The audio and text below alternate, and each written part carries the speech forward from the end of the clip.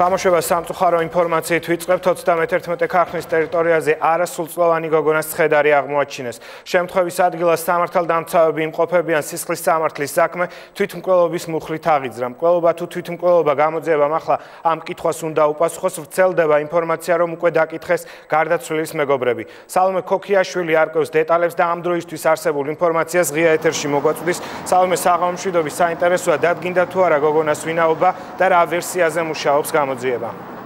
გარდაცვლილი გოგონას ვინაობა უკვე დადგენილია, იგი 1996 წელს არის დაბადებული, თუმცა ჩვენ შეგნებულად არ ვასახელებთ ვის ვინაობას, ვინაიდან გარდაცვლილი არის არასრულწლოვანი. რაც შეეხება ვერსიებს, როგორც ჩვენთვის ცნობილია, გამოძიება ამ ეტაპისთვის რამოდენიმე ვერსიაზე მუშაობს, მათ შორის ერთ-ერთი ვერსიით გოგონა ჯერ გაუპატიურეს და შემდეგ მოკლეს.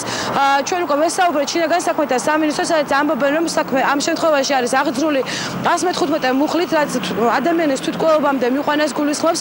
ჩვენ ასევე და საშუალება უკვე გავსაუბრებოდით მაშველებს, რომლებიც უშუალოდ შემთხვევის ადგილზე მუშაობდნენ. მაშველები აცხადებენ, რომ 31 ქარხნის მიმდებარე ტერიტორიაზე მათ გარდაცვლილი გოგონას ცხედარი აღმოაჩინეს რკინიგზის ლიანდაგთან რელსთან ახლოს და მაშველები განმარტავენ იმასაც, რომ შემთხვევის ადგილზე მისვლისას პირველადი დათვალიერებით მათ ძალადობის ან სისხლის კვალი არ აღმოუჩენიათ.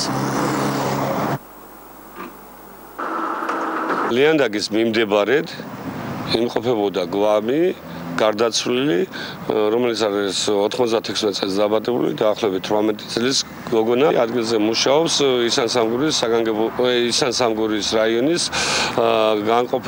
მეხუთე განყოფილება.